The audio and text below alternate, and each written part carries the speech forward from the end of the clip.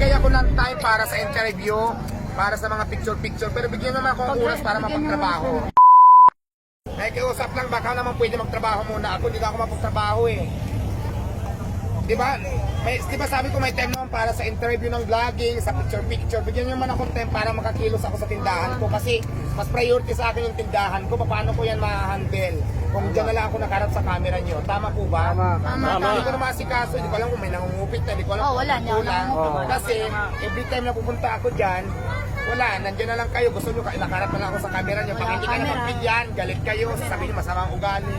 Ay, nakapokus ako sa tindahan ko, number 1 yan. Di ba po sana kung maintindihan nyo ako? Pero tinutuloy niyo Maintindihan ko po kayo, support kayo, nagpapasalamat ako doon. Pero kailangan ko lang talaga konti pang unawa nyo. Yung import yun na gusto tayo magpapicture. Pero kasi nga, sa camera na lang ako haharap, sa inyo na lang, wala na akong magagawa. Paano ng tindahan ko? Sige nga. Wala, nadadami yung... Di ba? Yun lang naman yun, hindi naman siguro mahirap pakiusap. Mag-ano tayo, magtulungan, magpagkasamahan.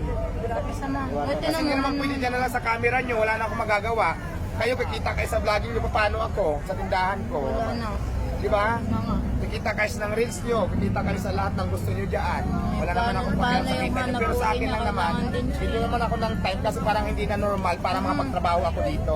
Sobrang kasi nagninegosyo po ako parang eh. ano na eh. Di ba po? Nagninegosyo po Masyado ako. na siyang na ano eh.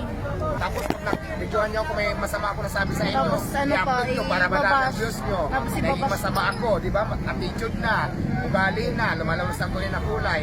Yan ang mga upload nyo, di ba? Kasi gusto nyo maraming views para kumita kayo. Pero sana naman maintindihan nyo ako. Yun lang naman yan eh. Di ba tama ba? Yes, tama. Correct.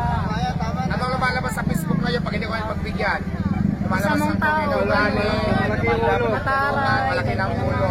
Ngayon, nakikiusap na naman ko sa inyo, baka pwede pagbigyan nyo naman ako para mapagtrabaho. Yun lang naman eh. Katulad ngayon, nandito ako para ako nakakulong. Kasi pag lumabas ako dyan, nandyan kayo, hindi na ako mapagtrabaho. Para naman siyang ano, para siya nasa preso na eh.